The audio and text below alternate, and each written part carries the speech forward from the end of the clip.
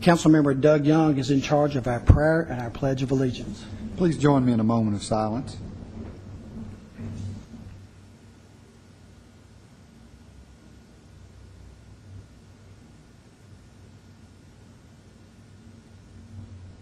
Amen. Amen.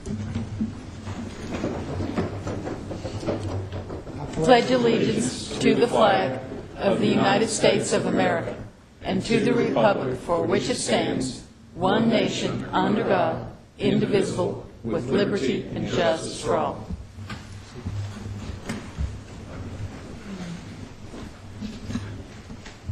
Good evening and welcome to the Murfreesboro City Council meeting June 16th, 2011.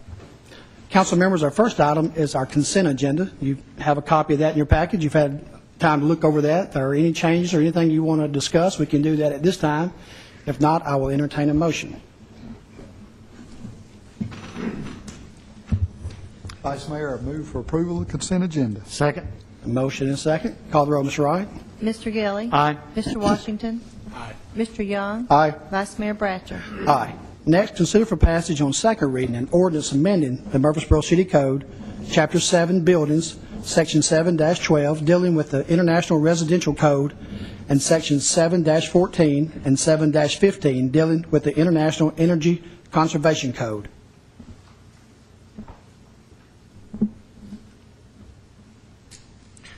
Move for passage on second reading. Second.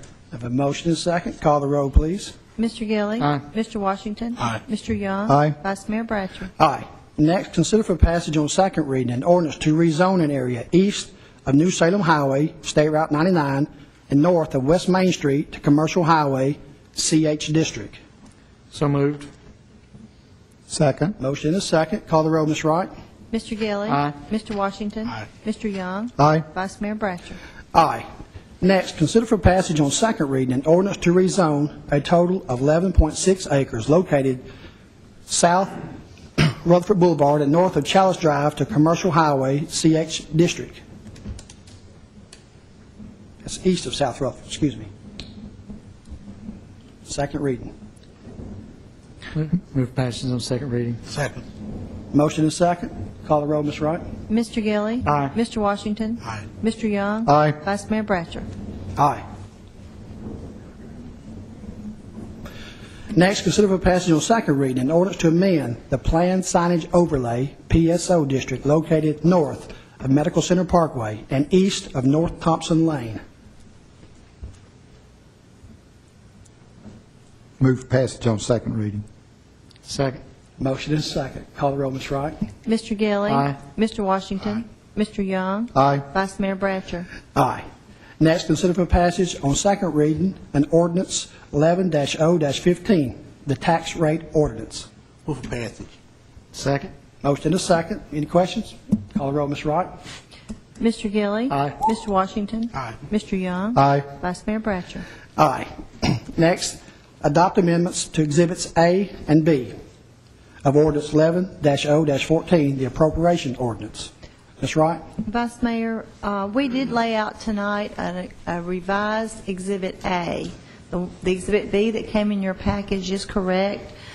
The amendments that you reviewed last week, we have not changed. They're in this Exhibit A that we've laid out tonight with an additional correction that we needed to make one of our funds match our debt service fund. And there were some formatting changes, but other than that, none of the other total revenues or expenditures for any of the other funds besides TML has changed. Any questions to Ms. Wright about these amendments?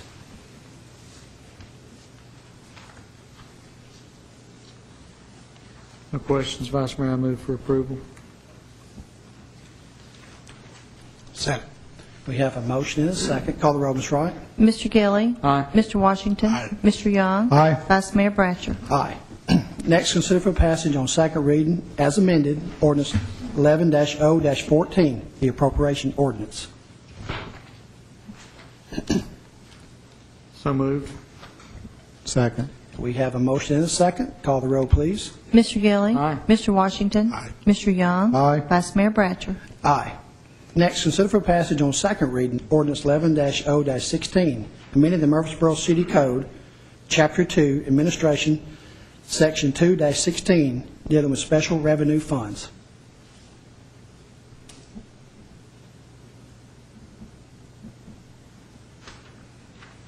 So moved. Second. Have a motion and a second. Call the roll, please. Mr. Gilly. Aye. Mr. Washington. Aye. Mr. Young. Aye. Vice Mayor Bratcher. Aye. Next, consider for passage on second reading an ordinance amending Chapter 33, Water and Sewers, Section 33-1 of the Murfreesboro City Code, dealing with minimum monthly water charges and minimum monthly sewer charges. Move for passage on second reading. Second. We have a motion and a second. Call the roll, please. Mr. Gilly. Aye. Mr. Washington. Aye. Mr. Young. Aye. Vice Mayor Bratcher. Aye. Next, consider for passage on second reading an ordinance amending the Murfreesboro City Code, Chapter 2, Administration, Section 2-13, Schedule of Court Calls for City Court, to adopt Chapter 49 of the Public Acts of 2011.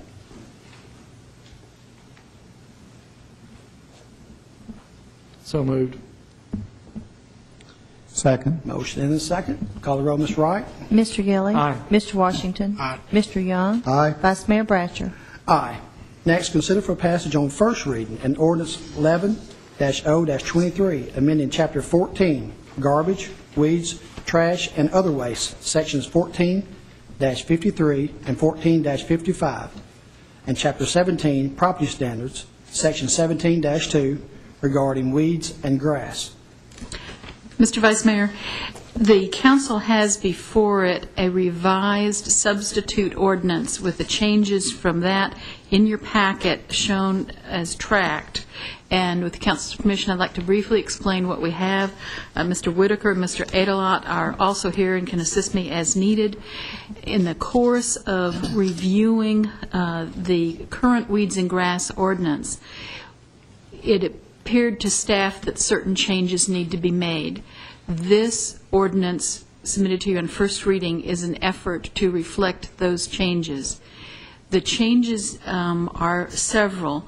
They try to maintain the current standard of weeds and grass where they exist, based on the size of the lot in terms of the height to which they have to be maintained and the frequency to which they have to be cut or otherwise controlled. But it proposes to make a change in terms of areas which are exempt from the ordinance and the procedure where someone seeking an exemption must pursue it. It makes exemption changes by specifying that wetlands, heavily wooded areas, areas that contain a stormwater feature that's been on a Planning Commission approved site plan are exempt. It also says that a portion of a tract that is being maintained or which the owner wishes to maintain as a wilderness area may seek exemption as opposed to the entire tract or not at all, the nothing or all, which seem to be in the current provision. So it tries to reflect that in addition to reflect the action that the council had previously taken in adopting the stormwater ordinance, which says that water quality protection areas are not to be cut. They, by city and state law, must be left in an uncut state. So it was updating to reflect the WQPAs. In addition, upon review of this issue, it seemed that the current provision which called for the city manager to conduct the hearing perhaps was not as appropriate as transferring that responsibility to the Board of Zoning Appeals, since they consist of a variety of citizens and are used to conducting public hearings where there are different interests which need to be adjudicated. So the ordinance before you also proposes to do that, and to do so after there has been information submitted to the city, which can be publicly made available, and a fee, with a provision that notice would go out to property owners within 250 feet of the area proposed to be made exempt. That is the standard which we use for Planning Commission notices, so it seemed, BZA notices, it seemed to be an appropriate one that people are used to here. Obviously, there would be other information available to any member of the public, and any member of the public could speak if a public hearing were held. But the idea is that a public hearing would only be held if there is objection to a request from one of the landowners in the immediate vicinity of the area. It would also provide that even if granted, as requested or as modified, that the city could revoke such an exemption if it appeared there was a public health, safety, welfare reason, in particular, for example, a fire hazard reason for doing so and revoking an exemption. So this puts the burden on someone seeking an exemption to make the request, to pay for it, and if there is objection, to have a public hearing, and it updates those areas which should be exempt as a matter of right, and provides some additional provisions for areas for which exemption could be sought. I or Mr. Whitaker or Mr. Adelot would be happy to answer any questions. In addition, I failed to mention and should that it also tries to eliminate a discrepancy or claim of ambiguity between the International Property Maintenance Code, which the city has adopted, which has slightly different provisions relative to weeds and grass, and so we wanted to make sure there was consistency with the city's requirements. Are any questions to Ms. McGannon? I have a couple of questions. Ms. McGann, I understand when we're talking about wetlands and stormwater quality. The issue that has come up with Indian Hills Golf Course, how does this apply to the issue there? Because I think there's quite a bit of public question about that. The property owner of the golf course would have to request an exemption. They would do that by submitting a description of the exemption sought and the map of the area, paying the fee. The city would send notice to the property owners who are within 250 feet of the area proposed to be in other than a cut within 12 inches standard, or in a large tract, something less than 50 feet of separation between the area left uncut and improved residential property. And any person, if they were seeking an exemption to any of those requirements, any person with that status of 250 feet after notice could file a written objection within 30 days. If they objected, a hearing would be held. They could speak, as could anybody else. The Board of Zoning Appeals would decide whether the exemption should be granted or not. And so it would put Indian Hills to the burden of making that request and paying the fee. Now, I didn't speak to the fact that we would be seeking to set the fee by resolution. We hadn't finalized what that fee should be or how much the refund should be if there was no need for a public hearing. Wanted to wait and see what the council thought about the ordinance on first reading and would anticipate coming back to you with a fee-setting resolution before its effective date. As it currently stands without this ordinance, where does the situation with Indian Hills stand as to their ability to leave it like they're growing it versus cutting it? The ordinance, as with any regulatory ordinance, gives discretion to the city in terms of when it is going to, as with a police officer, when a citation is going to be issued or not. One of the issues I didn't identify that we are seeking to clarify with the amendment is when the cuts needed to occur. The existing language talks about season. One of the changes that's proposed to you is to specify the months between which these cuts had to occur. It assumes that we're talking about a potential growing season and for the cuts to be made between March 1st and November 30th of each year, with the two required cuts being at least 3 months apart. It was staff's intent and belief that makes precise the intent in the existing ordinance in terms of a growing season for grass.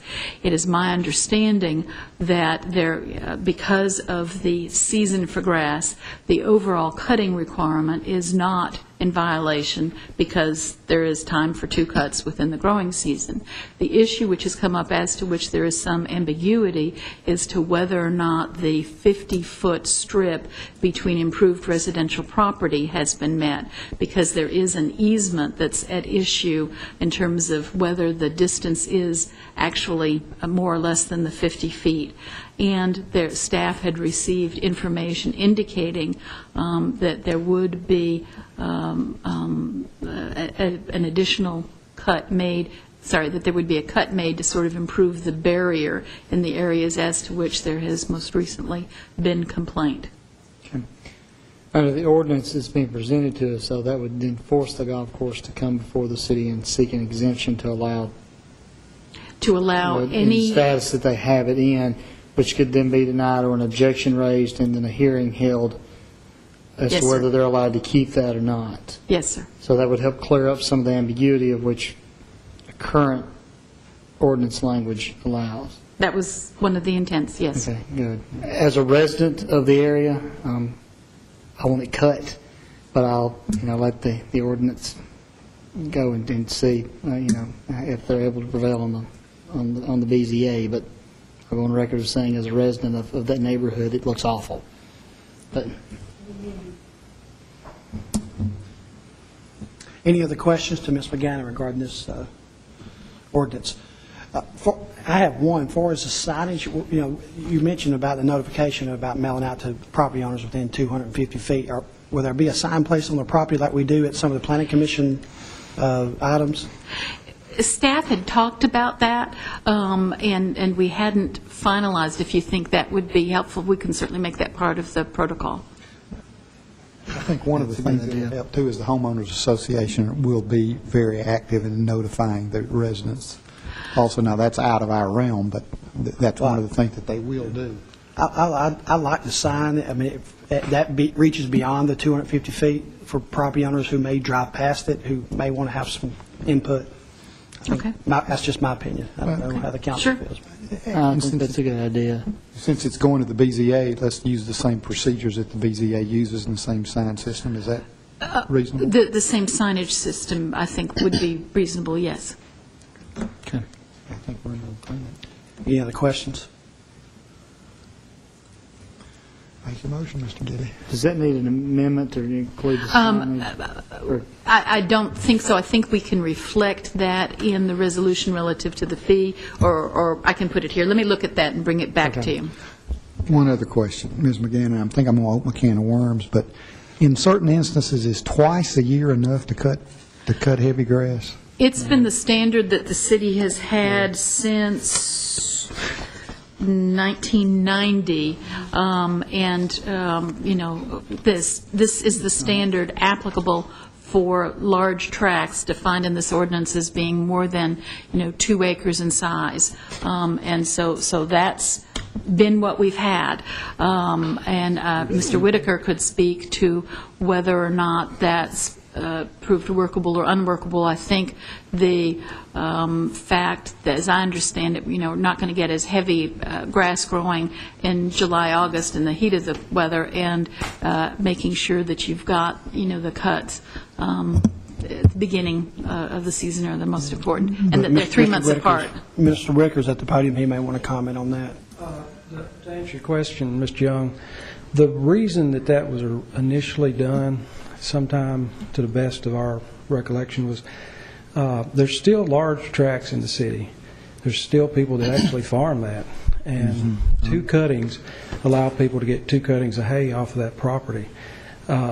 It may be a surprise, but if you look at GIS, we have a large number that are not immediately adjacent to, and if they are, keep in mind, if you had a 50-acre tract that was adjacent to a residential area, they're supposed to maintain a 50-foot strip at 12 inches or less. Okay, so that does give a buffer, but it also allows those large tract owners to get 2 cuttings worth of hay a year. I feel if we go in and try to change that ordinance to change it to 3 or 4 times a year, then it would not be able to yield. They would not be able to get their hay off that property. And keep in mind, as Ms. McGannon stated, this ordinance has been in effect since 1990. and has worked about, in the 24 years I've been with the city, this ordinance in its existence as it is now has worked really well. And we're basically making some exceptions for areas that have come for water protection, water quality, wetlands that have come up in the past to be somewhat problematic because it was a conflicting ordinance. I would suggest not to increase those cuttings for the reasons I've stated. And like I said, this ordinance has worked probably at 98% of the applications. And if 2%, there's a variance request that they could come in and ask for. And there's a reason we have expanded that variance clause. But you do have an additional 50-foot barrier for the protection of the transitional from the Yes, sir. from the hayfield to the residential. To the residential. And that's currently in the ordinance. It is currently in the ordinance as it says right now. We're not adding that. That's actually existing. And on these large tracts of land, we send notices out every year to large tract owners and have them to cut that 50-foot strip. Naturally, unfortunately, due to the economy, there's lots of properties that you'll see that are not mowed, but we have sent notices, but unfortunately we're dealing with bankruptcies and a lot of other issues. But what we have better done is define the appeal process to allow somebody, if you will, as Indian Hills Golf Course, if they chose to do that. Now, they have not made application at this time, but if they chose to, they would have that. And also, the public hearing will allow any property owners within 250 feet to come in and express their concerns. As a former chairman of the BZA, I think I have great faith in the ability of that body to make good decisions and the opportunity for the public and the applicant to speak at a public hearing is a lot of safeguards on both sides. So the neighbors would have the opportunity to come and protest, if that's the correct word, an application to not cut the cuttings back. And here again, like I said, this ordinance in the 24 years I've been here, we have not had a variance request, and which tells me it's a successful ordinance. It's worked, and there is a means if somebody wants to appeal, they can. Thank you. Councilman McGilly, you have a question? Yeah, Gary, not to try to create more work for you and your department, but I own farmland back home in Blaine. And there are tracts that I cut hay off of, and then there are others that I cut a lot more often than that because it's just not good hay on it. There's a difference in having a large tract in the middle of town that you're going to cut hay off of and having a place like on the golf course or a vacant lot that grows up. So perhaps we need to look at tweaking the ordinance a little bit to make some delineation between area that's suitable for that's being used for hay cuttings versus just overgrowth. Well, again, if it is adjacent to residential, they have to maintain that strip.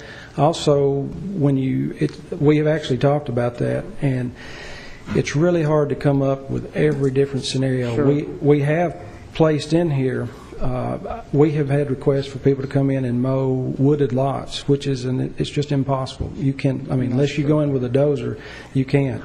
If it's green and pasture land, or if it's open areas, we enforce this ordinance on it. Keep in mind, if it's less than 2 acres, they have to maintain it to 12 inches. It's only large tracts over 2 acres.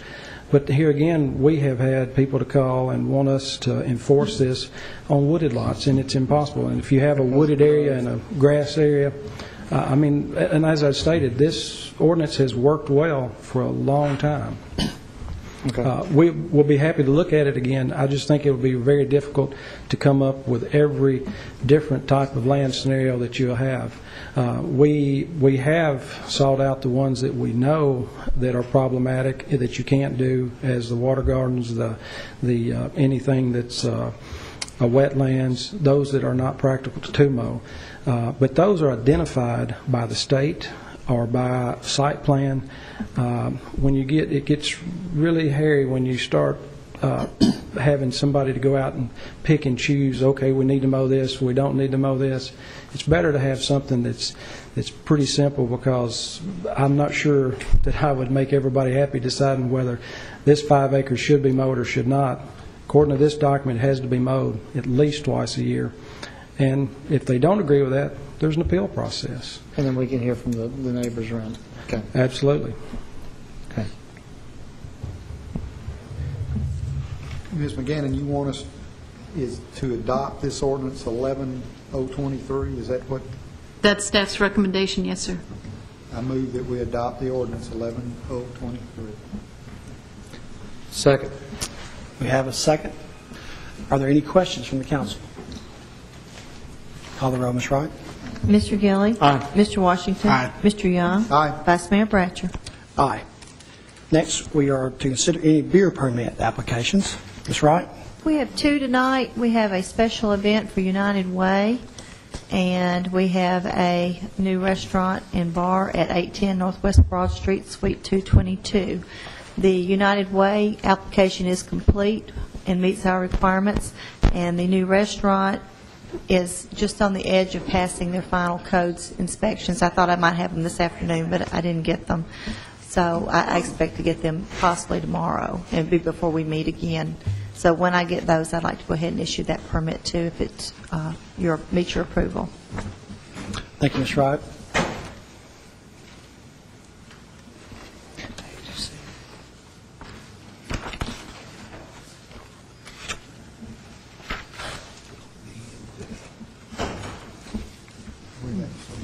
We're waiting for a motion. Move for approval. Second. We have a motion and a second. Call the roll, please. Mr. Gilly. Aye. Mr. Washington. Aye. Mr. Young. Aye. Vice Mayor Bratcher. Aye. Next, we have the payment of the statements, and you have a new list on your desk tonight.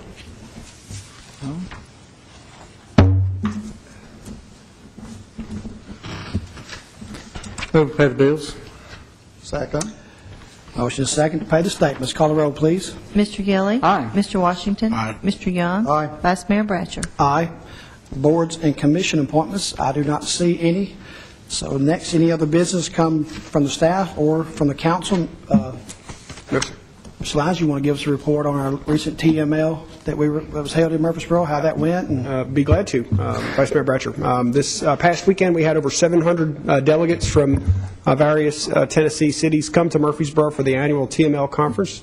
This is the first time that conference had been held in Murfreesboro, and I think everybody walked away from the conference saying that Murfreesboro was a huge hit and a job well done by the staff at the Embassy Suite and our various city departments that had lent support.